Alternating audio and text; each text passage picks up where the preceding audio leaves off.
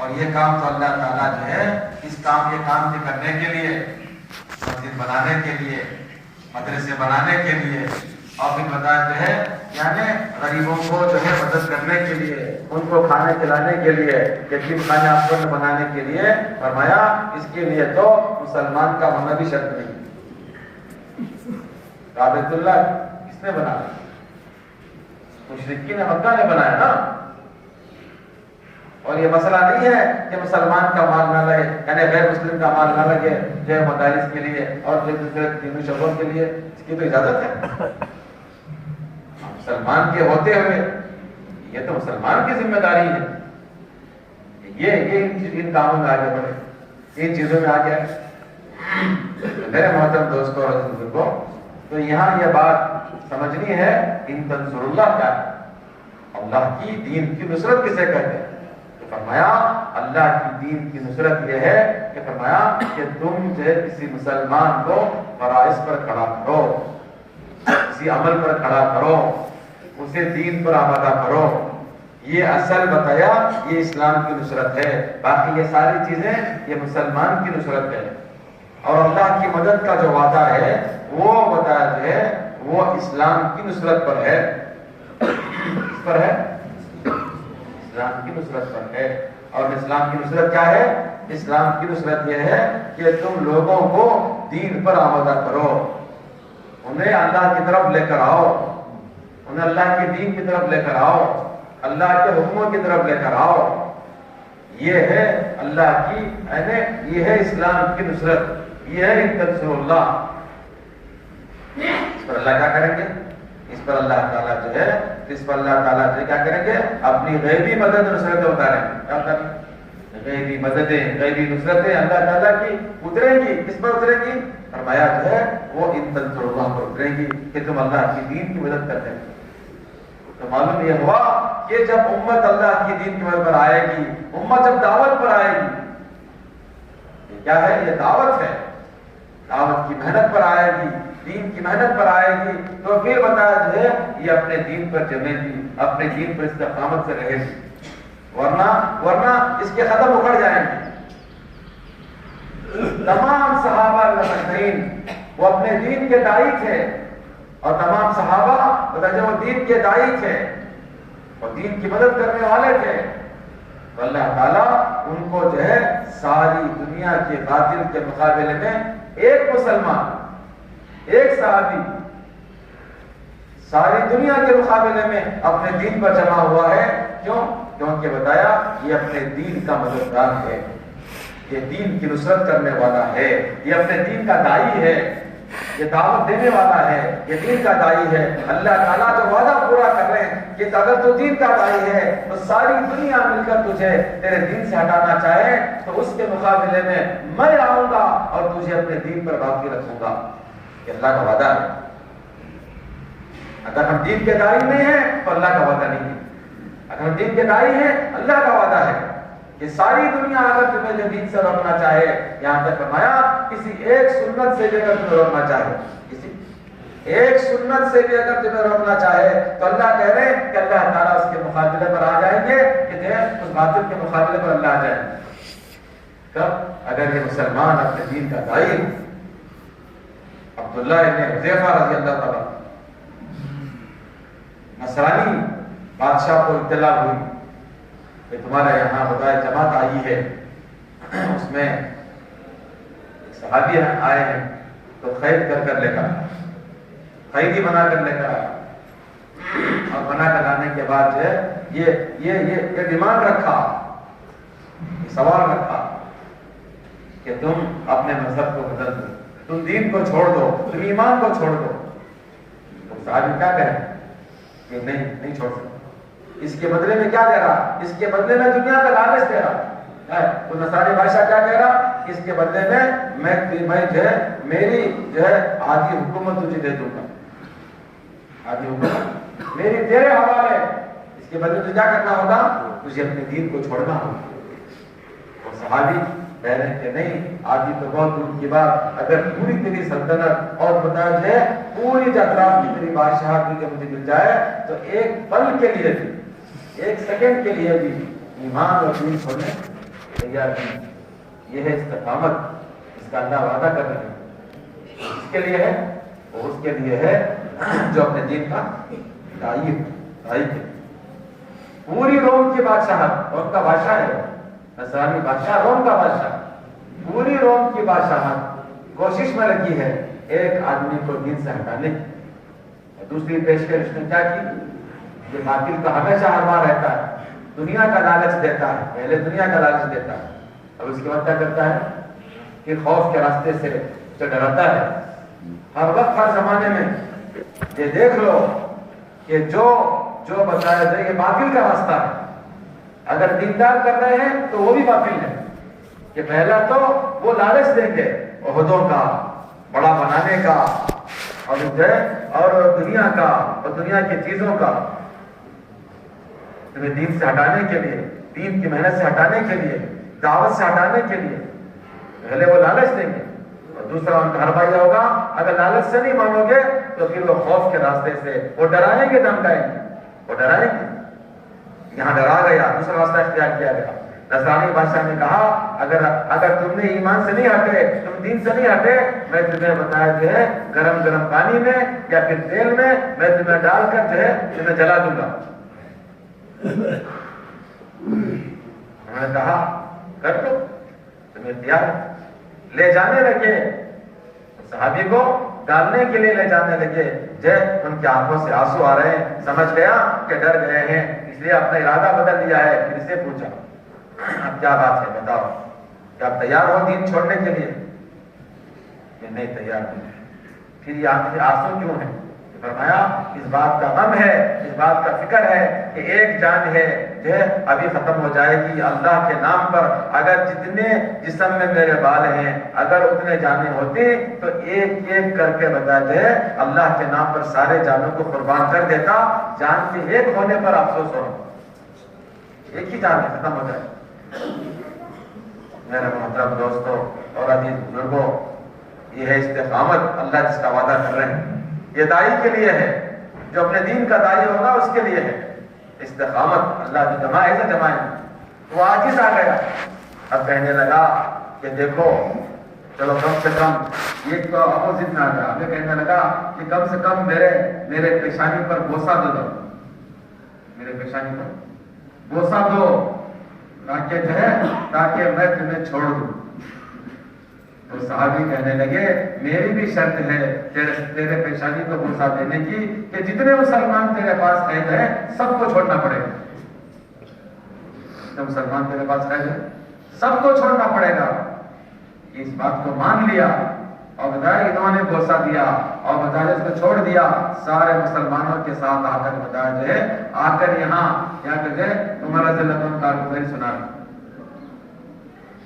عمر رضی اللہ عنہ نے کہا کہ دیکھو کہ جو ہے تم سب پر، سارے مسلمانوں سے کہا کہ تم سب پر یہ حق ہے، تم سب پر جو ہے اس بات کا حق ہے کہ تم جو ہے عبداللہ ابن حذیفہ رضی اللہ عنہ کے پیشانی کو بوسہ دو.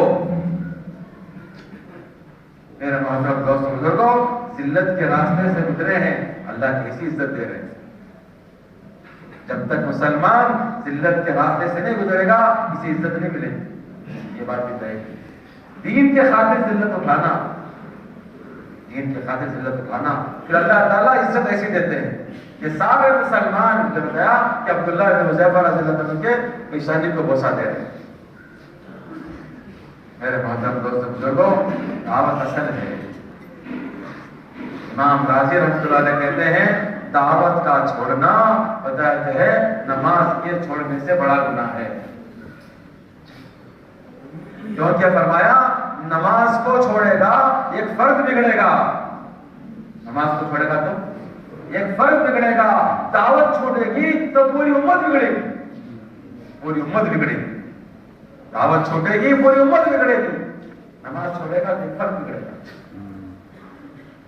یہ فرمایا کہ دعوت کے چھوڑنے کا گناہ وہ نماز کے چھوڑنے سے بڑھ کر ہے. اور نماز کے چھوڑنے کا گناہ کیا ہے؟ ایک وقت اگر کوئی جان بوجھ کر فرض نماز کو چھوڑ دے تو 2,88,00,000 برس جہنم میں جلے گا. کاش ہماری گشتیں، کاش ہماری ملاقاتیں کاش ہماری بتایا دین کی محنت اس فکر کے ساتھ اس یقین سے ہو جائے کہ آج مغرب کے بعد میں گشت کیا ہوں، گشت کے لیے نکلا ہوں، 7:40 پر بتایا جو ہے وہ وقت عشاء کا شروع ہو رہا ہے، کہ میں ایسی کوشش کر ڈالوں کہ جتنے جو ہے نماز چھوڑ کر جو ہے وہ بازار میں ہیں، جتنے نماز چھوڑ کر مسجد کے باہر ہیں، 7:40 سے پہلے کیسے وہ اللہ تعالیٰ کا یہ فریضہ مغرب کی نماز ادا کر کے جو ہے وہ 2.88 لاکھ برس جہنم سے جلنے سے بچ جائے۔ بتاؤ کبھی ایک بھی گشت ہم نے ایسا کیا؟ سوچو تو صحیح، اس جذبے کے ساتھ گشت ہوا ہے ہمارا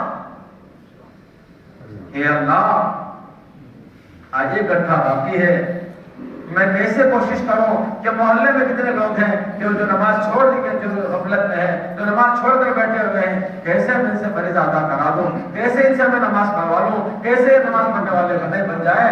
کہ بتایا جو ہے اس فکر کے ساتھ اگر ہم نے گشت کیا ہے تو یہی گشت اپنے ایمان کی تکمیل کا ذریعہ ہے، یہ ایمان کی تکمیل کا ذریعہ بنے گا۔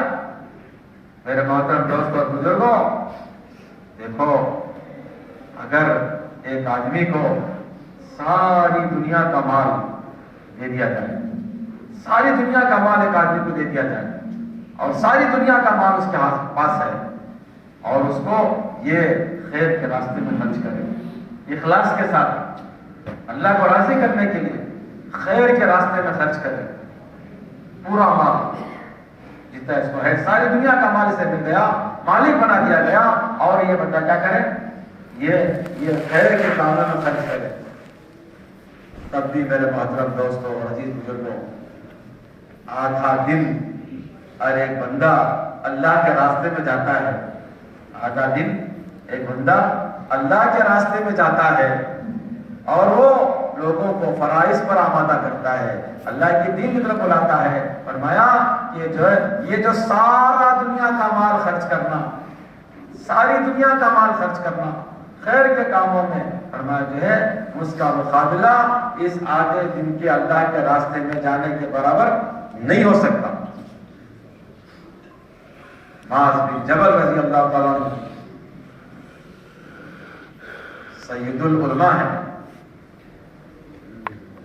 بڑے عالم ہیں، فرمایا جو ہے کہ یہ جمعہ کے دن عمر رضی اللہ عنہ نے جماعت کو بھیجا تھا، لیکن یہ جو ہے امیر المومنین کے پیچھے اور جو مدینے کی وجہ اعتبار سے وہاں جمعہ کے لیے ٹہر گئے۔ عمر رضی اللہ عنہ نے کر پوچھا کہ یہ معاذ جو ہے تم گئے نہیں اللہ کا راستے میں؟ کہ وہی جواب دیا کہ جو آتے دن کی بات ہے، جمعہ کی نماز پڑھ کر چلے جاؤں گا تاکہ بتایا جو ہے جا کر مل لوں گا، آدھے دن کی بات ہے۔ کہ پھر جو عمر کہنے لگے اے معاذ جو ہے تم جانتے نہیں کہ عبداللہ بن رواحہ نے بھی حضور کے زمانے میں ایسا کیا تھا، وہ بھی جو ہے آدھے دن کے لیے رک رہے تھے، تو حضور نے کیا جواب دیا تھا؟ کیا تمہیں جواب یاد نہیں؟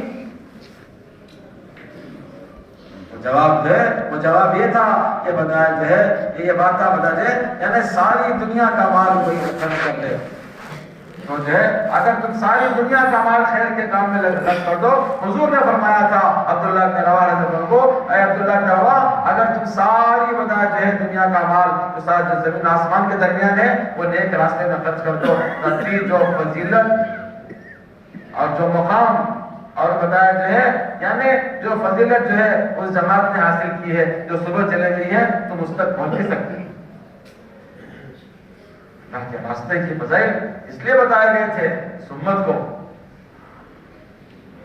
ایک صحابی آئے، حضور سے کہا کہ اللہ کے نبی صلی اللہ علیہ وسلم میرے پاس 6000 درہم ہیں، میں یہ چاہتا ہوں ان درہموں کا آپ لے کر استعمال کر کے مجھے اللہ کے راستے میں نکلنے کا ثواب مل جائے۔ تو حضور نے کیا جواب دیا تھا کہ جو ہے صحابی کو کہا تھا اگر تم یہ سارے 6000 جو درہم جو ہے وہ جو سونے کے سکے ہیں اگر جو اللہ کے راستے میں تم خرچ کر دو، خیر کے کاموں میں خرچ کر دو، تو پھر فرمایا کہ تم جو ہے اللہ کے راستے میں جا کر ایک آدمی جو رات کو سوئے اس کی نیند پر، اس کی رات کے سونے پر اللہ کے راستے میں نکل کر جو اللہ دینے والے ہیں وہ تمہارے یہ 6000 درہم اس کا مقابلہ نہیں کر سکتے۔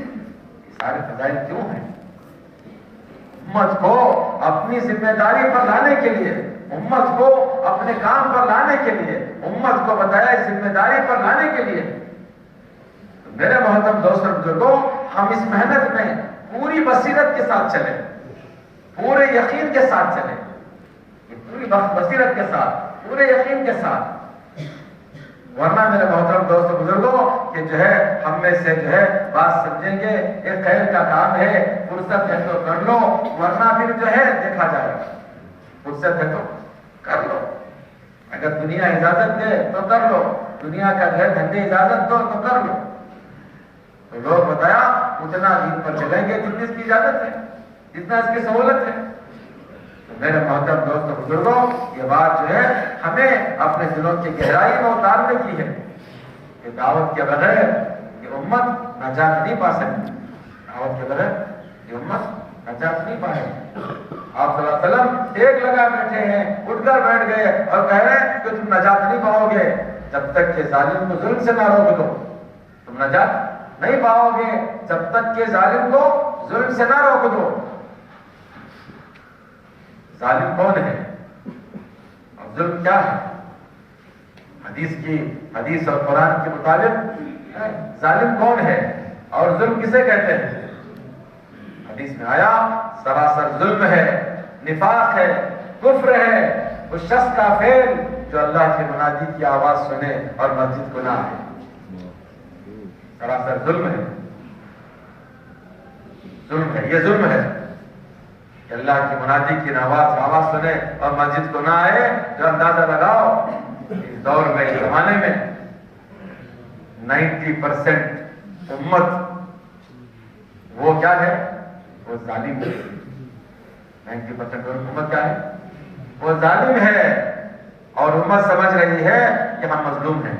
یہ دیکھو کیا بات ہے. دیکھو امت ظالم ہے سے کیا سمجھ رہی ہے؟ مظلوم. اس لیے جو ہے جب اللہ تعالیٰ کی طرف سے سزا پر حالات آتے ہیں، سزا کے راستے سے حالات آتے ہیں، سزا کے طور پر حالات آتے ہیں، تو یہ امت سمجھتی ہے کہ یہ جو ہے میرے اوپر جو ہے وہ آزمائش ہو رہی ہے. کیا سمجھ رہا ہے؟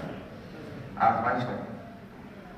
میں مظلوم ہوں اور مظلوم کی جو ہے دعا اللہ قبول کرتے ہیں. حالانکہ یہ ظالم ہے. ظالم کی دعا قبول کرنے کا اللہ کا وعدہ نہیں ہے. وہ تو مظلوم کی بتا جو ہے وہ دعا قبول کرتے ہیں. تو اندازہ لگاؤ تو پھر آج مسلمان جو ہے اپنے آپ کو ظالم ہو کر اور مظلوم سمجھ کر دعائیں کرے تو کیسے دعا اس کی قبول ہوگی؟ کیسے دعا قبول ہوگی؟ اور اس پر اس کی حماقت یہ سمجھ رہا ہے کہ بتا جو ہے میں صبر کروں گا تو میرے حالات دور ہو جائیں گے. نہیں میرے محترم دوستوں اور بزرگوں کہ جو ہے یہ قیامت تک بھی اس کے حالات دور نہیں ہوں گے. اس کے صبر پر حالات دور نہیں ہوں گے. اس کا معاملہ تو وہ جہنم کی طرح ہے. اس کے دنیا میں نافرمانی کر کر حالات پر صبر کرنا ایسا ہے جیسا جہنمیوں کا صبر کرنا جہنم میں. اللہ کہیں گے تم صبر کرو یا نہ کرو تمہارا مقدر تو یہی ہے. تم صبر کرو یا نہ کرو. صبر کرے تو یہاں کرنا سو، نہیں صبر کرے تو بھی اللہ بولے قرآن میں جہنمیوں کو بول. اسی طرح سلمان اللہ کی نافرمانی کر کر اپنی ذمہ داریوں کو چھوڑ کر اپنے ایمان کو جو وہ نامکمل کر کر اپنے ایمان کی ذمہ داری کو چھوڑ کر اپنی بتائے دے اس کو چھوڑ کر مسلمان کیا سمجھ رہا ہے کہ میں حالات میں اس لیے ہوں کہ بتایا جو ہے کہ غیر مجھ پر ظلم کر رہے ہیں، میں مظلوم ہوں. تو کیا کر رہا؟ یہ سمجھ رہا ہے کہ برداشت کرتے جاؤ، صبر کرتے جاؤ. نہیں، یہ صبر اس سے کچھ کام نہیں دے گا. کیوں؟ اس لیے کہ یہ مظلوم نہیں، یہ ظالم ہے. سراسر ظلم ہے، نفاق ہے اور کفر ہے اس شخص کا فعل جو اللہ کی منادی کی آواز سنے اور مسجد کو نہ آئے. مرضو اندازہ لگاؤ 90% امت آج ظالم ہے. 90% امت. وہ کیوں ظالم ہو گئی؟ کیا وجہ ہے؟ امت نے دعوت کو چھوڑ دیا. امت کا دعوت کا چھوڑنا بتاجے یہ امت کی بے دینی کا سبب ہے. ابھی حال میں ہمارا بنگلہ دیش کا سفر ہوا، ہم تو یہاں 20% ہے، وہاں تو 98% مسلمان ہیں. یہاں تو 20% مسلمان ہم اور وہاں 98% مسلمان. 98% مسلمان، لیکن وہاں کی حالت تو ہمارے ملک سے بدتر ہے. فجر میں بتایا جائے پورے 98% مسلمان، اس میں بتایا جائے وہ تو 5% آتے ہیں نماز کو فجر میں، اور نمازوں کا یہ حال ہے۔ اکثر امت بتائے اس غفلت میں، کیوں؟ کیونکہ دعوت نہ ہونے کا نتیجہ ہے۔ دعوت نہ ہوگی، چاہے اسلام کا نام ہوگا، چاہے اسلامی جو ممالک ہوگا، لیکن دعوت اگر نہیں ہوگی، چاہے وہ کتنے معلومات کیوں نہ ہو جائے، چاہے کتنا علم پھیل جائے، کتنا علم پورا ملک ہو، کوئی سارے مسلمان ہو، تب بھی دعوت اگر نہیں ہوگی تو یہ فرمایا ہے وہ عملی زندگی نہیں ہوگی۔ دعوت کا چھوڑنا یہ ذریعہ ہے امت کی بگاڑ کا، یہ ذریعہ ہے امت کی بے دینی کا۔ ہم سمجھ رہے ہیں کہ بتایا جائے کہ یہ دنیا نہیں اس لیے بے دینی ہے کہ نہیں۔ میرے محترم دوستوں، عزیز بزرگوں، امت کا یہ حال، میں تو صرف اب جو ہے عبادت کے تذکرے پر بتایا جائے یہ ساری بات ہو رہی کہ امت کی عبادت کا یہ حال، اب اندازہ لگاؤ امت کے معاملات کا، امت کے اخلاق کا، اللہ کیا اخلاق، کیا معاملات، امت کا دیکھو کیا حال ہے، امت کا معاشرہ کیا ہے۔ دعوت نہیں ہوگی تو سب سے پہلے معاشرہ مرتد ہوگا۔ کیا مرتد ہوگا؟ معاشرہ مرتد ہوگا۔ یہ بنیاد ہے کہ معاشرہ سب سے پہلے مرتد ہوگا، لوگوں کے ذہن بگڑیں گے، لوگوں کے اعمال بگڑیں گے اور سنت کے راستے سے ہٹ جائیں گے۔ سنت سے ہٹیں گے، فرمایا سنت کے علاوہ بتا کوئی خیر نہیں ہے، کہ سنت کے علاوہ بتایا جو ہے کسی بھی عمل میں مسلمان جو سنت کو چھوڑ دے گا تو بتایا جو ہے اس کی عمل کی ناکامی ہے۔ آج مسئلہ یہ ہے عمل بھی ہو رہا لیکن سنت سے راستے سے ہٹا ہو، جس کی وجہ سے بتایا عمل کر کے مسلمان پریشان، ایمان لانے کا دعویٰ کر رہا لیکن ایمان لانے کی محنت جو ہے وہ سنت کے خلاف کر رہا، ایمان لانے کی محنت وہ سنت کے خلاف کر رہا۔ اللہ کے نبی صلی اللہ علیہ وسلم نے ایمان لانے کی محنت کیسے سکھائی؟ کہ ہر ایک کو بتایا مسجد سے جوڑا، اور بتائیے سنت بتائی کہ ہر ایک کو مسجد سے جوڑو اور خود مسجد سے جوڑو، اور پھر تمام مسائل کو بتایا جائے وہ اللہ کے گھر میں آ کر اللہ سے مانگ کر یا مسجد کے ذریعے سے اپنے مسئلوں کو حل کرو۔ حالانکہ اللہ کے نبی صلی اللہ علیہ وسلم کو بتایا جو ہے وہ کھانا ایسے ہاٹ باکس میں آتا تھا جو ہمیشہ گرم رہتا تھا، آسمانوں سے کھانا آتا تھا، لیکن پھر بھی امت کی تعلیم کے لیے اور امت کو جو ہے وہ راستہ بتانے کے لیے جب بھوک لگی ہے تو بار بار کہاں جا رہے ہیں؟ وہاں پر مسجد کو جا رہے ہیں۔ یہ ایمان بنانے کا راستہ، یہ ایمان سیکھنے کی جگہ اور یہ ایمان بنانے کی جگہ، یہ ہدایت کی جگہ، یہ فرشتوں کے پروں میں رہنے کی جگہ، یہ اپنے دلوں کے اندر ہدایت کو اتارنے کی جگہ۔ مسجد سے جوڑا تھا پوری امت کو، پوری امت کو۔ بات اس پر ہو رہی کہ سنت طریقے پر بات ہو رہی، سنت طریقے پر۔ اگر تعلیم سنت پر نہیں ہوگی تو تربیت نہیں ہوگی، اگر دعوت سنت پر نہیں ہوگی نہ ایمان بنے گا نہ ہدایت ہوگی۔ سنت طریقہ یہ ہے کہ ایک ایک کو لے کر آؤ، مسجد میں لے کر آؤ، مسجد کے ماحول میں لے کر آؤ، جس کے قدم جو بتایا مسجد کی طرف آ گئے، سمجھ لو اللہ کی رحمت کی طرف آ گئی۔ بلکہ حضرت تو یہ کہہ رہے ہیں کہ قرآن کے حوالے سے بات کہہ رہے ہیں کہ یہ بات ہے کہ جس کا تعلق مسجد سے نہیں، قسم کھا کر کہہ دو اس کا تعلق اللہ سے نہیں ہے، اس کا تعلق مسجد سے نہیں، اس کا تعلق اللہ سے نہیں ہے۔ انما یامر مساجد اللہ من آمن باللہ، آخرت پر، اللہ پر، آخرت کے دن پر ایمان وہ لانے والے ہیں جو مسجدوں کو آباد کرنے والے ہیں۔ میرے محترم دوستوں اور عزیز بزرگوں، اللہ نبی صلی اللہ علیہ وسلم نے ہمیں مسجدوں سے جوڑا، تمام مسائل کے لیے مسجد سے جوڑا، تمام مسائل کا لیے امر ہے۔ اس محنت کے ذریعے سے ہمیں کہا جا رہا ہے کہ ان کشتوں کے ذریعے سے ہم امت کو مسجد میں لائیں اور انہیں مسجد کے ماحول میں بٹھا کر ایمان کی اور یقین کی بات کریں۔ تو میرے محترم بزرگوں، ہماری ذمہ داری ہے، یہ میری ذمہ داری ہے، جس طرح میں اپنے بشری حاجت کی پورا کرنے کا ذمہ دار ہوں، اسی طرح میں دعوت کی محنت کو کرنے کا ذمہ دار ہوں۔ جس طرح بتایا جائے کہ میں اپنے دین، اپنے اعضاء کی کمی کا دنیا میں میرا کوئی بدل نہیں ہے کہ میری آنکھ چلی گئی اب سارا جسم مل کر آنکھ کا کام نہیں کر سکتا، جس طرح ایک جسم کے عضو کی کمی کا کوئی بدل نہیں ہے۔ اس طرح فرمایا کہ دین کا جو شعبہ میرے زندگی میں نہیں ہے وہ بتا دے اس کا کوئی دوسرا شعبہ اس کا بدل نہیں ہے. دوسرا شعبہ دین کا اس کا بدل نہیں ہے. جو کمی دین کی، اس نے فرمایا آج مسلمان جزوی دین سے کامیاب ہونا چاہتا ہے. جزوی دین سے، دین کے کچھ شعبوں سے اور دین کے کچھ حصے سے اور دین کے کچھ بتایا جو اعمال سے کامیاب ہونا چاہتا ہے. اللہ تعالیٰ ہرگز کامیاب نہیں کریں گے. اللہ تعالیٰ کا حکم یہ ہے ادخلوا فی السلم کافہ. اللہ کہہ رہے ہیں کہ پورے دین میں آ جاؤ. اللہ کامیاب کریں گے پورے دین پر، اور پورا دین آئے گا دین کی دعوت سے.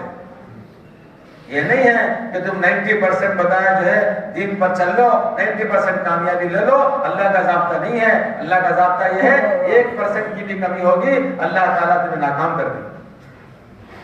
اللہ کا ضابطہ یہ ہے، 100% دین کا ضابطہ ہے. شیطان نے 6 لاکھ برس عبادت کی، فرشتوں کا استاد علم سکھایا، توحید سکھائی، 6 لاکھ برس عبادت کیا، ایک سجدے کو انکار کیا تھا. کتنے پرسنٹ ہوتا ہو؟ 6 لاکھ برس عبادت کا ایک سجدہ کتنے پرسنٹ ہوتا بھائی؟ فریکشن آف پرسنٹ، فریکشن، ایک کا بھی فریکشن 0.0000 بولو. ایک سجدہ انکار کیا تھا کہ اللہ تعالیٰ کی لعنت کا حقدار بنا کہ نہیں بنا؟ ایک سجدہ انکار کیا تھا. میرے محترم دوستو بزرگوں، یہ امت کا دھوکہ ہے کہ جو دین بتایا ہمیں سمجھ میں آ جائے، جتنے دین پر میں چل سکوں، جتنے دین پر بتایا میں راضی ہوں، اور جتنے دین پر یہ نہیں کیا اللہ تعالیٰ کا کیا مطالبہ دین کا. دین کیا ہے وہ نہیں کہ جتنے دن ہم تو مجبور ہیں، کہ نہیں، تمہاری مجبوری اس وقت قبول کی جائے گی جب تم اپنے دین کے داعی ہوگے. یہ بات سمجھنے کی ہے. تمہارا حضور اللہ کے پاس نہیں چلے گا جب تک کہ تم داعی نہیں ہوگے، اس چیز کے داعی نہیں ہوگے. جب تک داعی نہیں ہوگے اس وقت تک تمہارا حضور نہیں چلے گا. اور جب تم کسی چیز کی دعوت پر آ جاؤ گے اللہ تعالیٰ تمہیں اس چیز پر جمع دیں گے. یہ بات آخری مثال، حضرت کا سفر ہو رہا تھا، مولانا امام صاحب کو لے کر بس میں. اصل کا وہ قریب تھا. لوگوں نے کہا کہ ڈرائیور سے کہو اسے نماز پڑھنا. وہ کہا کہ یہ ہمارا معمول نہیں ہے، ایکسپریس بس ہے، نان اسٹاپ بس ہے، یہ نہیں روکتے، ہم نہیں روکتے تھے. حضرت نے کہا، حضرت وہ نہیں مانتا. حضرت نے کہا تم تو اس کی منت سماجت کر رہے ہو، اس کو تم ریکویسٹ کر رہے ہو، بتائے وہ تو غیر ہے، وہ تو بتایا کہ ہے وہ، یعنی اس کے اوپر یہ فرض نہیں ہے. اس کی بات کرو، اس کے اوپر یہ چیز فرض نہیں ہے، اس کے مطابق یہ چیز نہیں ہے. لیکن یہ جو مجمع بیٹھا ہوا ہے مسلمان، اس کے اندر بس کے اندر تم ان کو تواضع کرو، ان کو دعوت دو. تمہارا یہ دعوت دینا تمہیں راستے کھولے گا.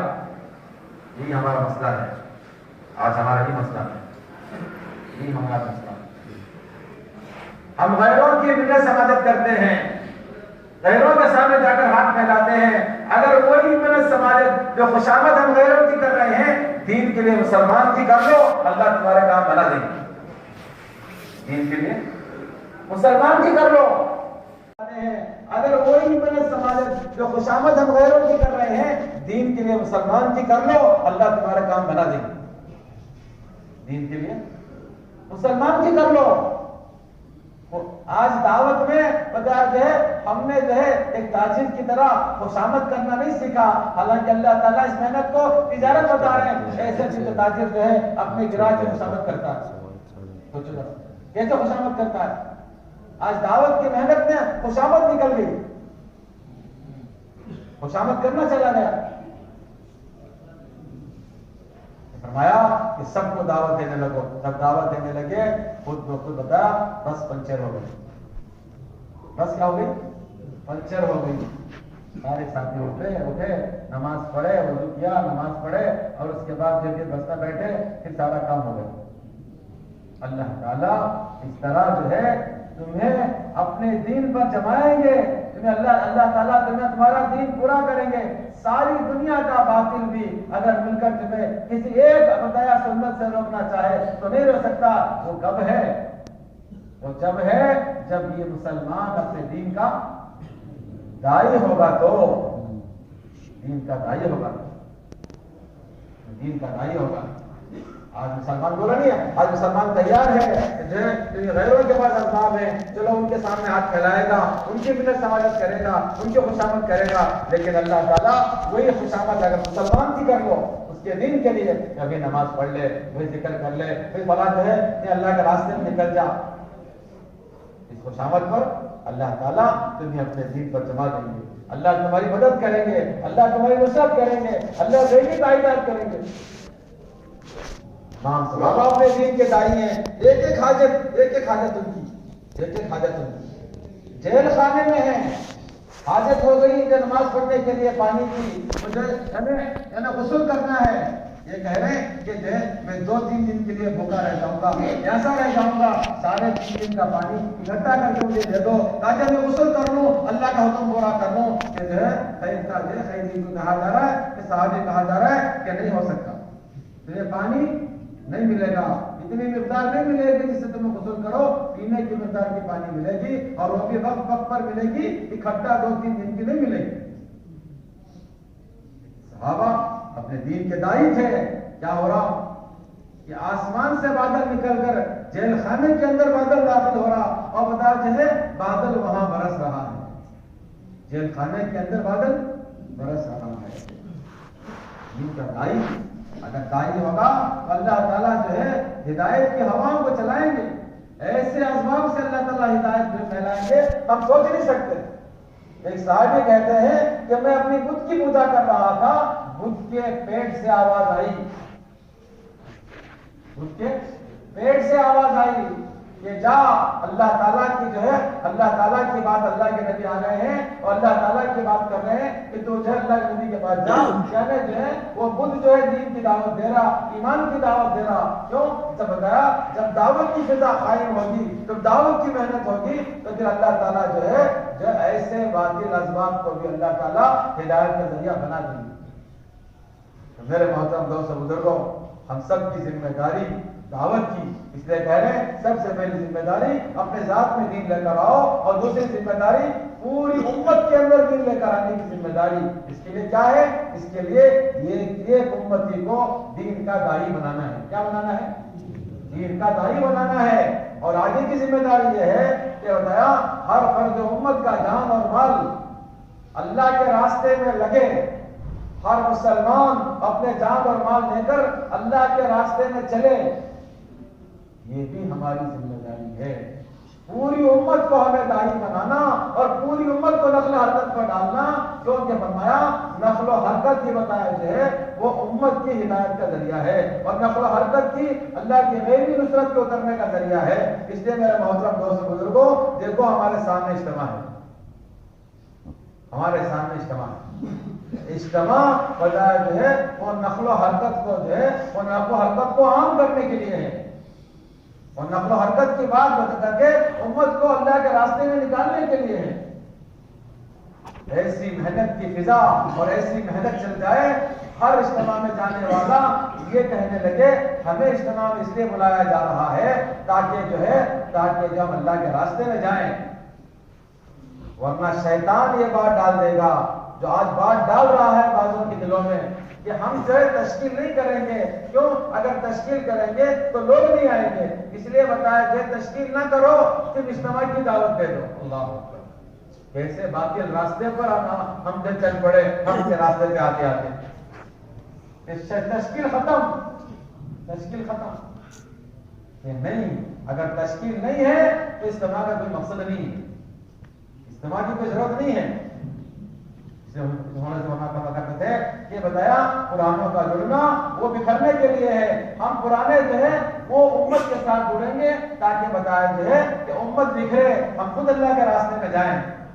اس لیے میرے محترم دوستوں اور بزرگوں، یہ تقاضا ہے کہ ان اجتماعات کے ذریعے سے اللہ کے راستے میں خود بھی ہم نکلے، ہمارے گھر کے افراد نکلے، ہماری مستورات نکلے، گھر کا بچہ نکلے، ہمارے گھروں میں دعوت کی فضا قائم ہو، دعوت کے اعمال قائم ہو، اور پورے محلے میں اور پورے بتاتے ہیں اللہ کی سرزمین میں اللہ کی بجائے دین کی محنت کے نقل و حرکت عام ہو اور دعوت عام ہو۔ اس کے لیے اللہ تعالیٰ ہماری قربانیوں کو ذریعہ بنانا چاہتے ہیں۔ ہماری قربانیاں ذریعہ ہیں، کیوں؟ اس لیے کہ یہ امت قربانی والی امت ہے۔ اللہ تعالیٰ نے ابراہیم علیہ السلام کو جب قربانیوں سے گزارا، قربانیوں سے گزارنے کے بعد اللہ تعالیٰ نے کیا نا خود اللہ کہہ رہے ہیں اسی طرح ابراہیم ربہ بکلمات فتمہن قال انی جاعلک للناس اماما۔ اللہ کہہ رہے ہیں کہ ہم نے ابراہیم علیہ السلام کو سارے امتحان سے گزارا، وہ ہر امتحان میں کامیاب ہو گئے، ہر قربانی میں وہ کامیاب ہو گئے، ہر مرحلے میں کامیاب ہو گئے۔ جب ہر امتحان سے پاس ہو گئے ہم نے انہیں ملت کا امام بنایا۔ اور پھر اللہ تعالیٰ نے آ کے کہا کہ ابراہیم جو ہے اس قربانی پر جو ہے تم ہم سے جو مانگتے ہو مانگو، ہم دینے تیار ہیں۔ تو پھر جو ہے تو ابراہیم علیہ السلام کیا مانگا؟ ابراہیم علیہ السلام نے اللہ تعالیٰ سے بتایا جو ہے کہ قربانی دینے والی امت کو مانگا اور قربانی دینے والے نبی کو مانگا کہ میری اولاد میں ایسے نبی تو دے دے جو قربانی دینے والے ہوں، اور ان کی ایسی امت دے دے جو قربانی دینے والی ہو۔ تو معلوم یہ ہوا میں اور آپ جو ہے وہ ابراہیم علیہ السلام کی دعا کا نتیجہ ہے۔ اور دعا کس بارے میں ہے؟ ہمارے قربانی دینے کے بارے میں ہے۔ قربانی کے بنیاد پر ہمارا وجود، قربانی کے بنیاد پر ہم کو مانگا گیا، ہم دنیا میں بھیجے گئے، ہم پیدا کیے گئے تو قربانی کے لیے پیدا کیے گئے۔ میرے محترم دوست بزرگوں، یہ تھوڑی سی زندگی، یہ مختصر زندگی، یہ ختم ہونے والی زندگی، فرمایا ذرا سا امتحان، ذرا سی تکلیف، ذرا سی پریشانی، ذرا سا بتایا جہنتوں کا آگے پیچھے ہونا، اور ذرا سا بتایا خواہشوں کو قربان کرنا، اس پر اللہ تعالیٰ موت کے بعد کی کروڑوں سال کی زندگی بنانے کا وعدہ کر رہے ہیں۔ اصل زندگی تو آخرت کی ہے، اصل زندگی تو موت کی بات کی ہے، اصل زندگی تو مرنے سے شروع ہوتی ہے۔ یہ زندگی اصل نہیں ہے، یہ دھوکے کا سامان ہے، یہ تو ختم ہونے والی زندگی، یہ تو ایک آگ نہیں، یہ تو پانی کا بلبلہ ہے، یہ تو ختم ہو جائے گی، یہ اصل زندگی نہیں، یہ دھوکے کا سامان ہے، یہ تو خواب کی زندگی ہے، اصل زندگی تو موت پر شروع ہوگی۔ اس لیے میرے بزرگوں، موت کے بعد کی زندگی کو کامیاب کرنے کے لیے ہمیں جو ہے وہ قربانی کے راستے سے ہمیں محنت کرنا ہے، ہمیں کوشش کرنا ہے۔ اس لیے میرے محترم دوستوں بزرگوں، اس بات کی نیت کرو، اس بات کی کوشش کرو کہ ہم جو ہے 4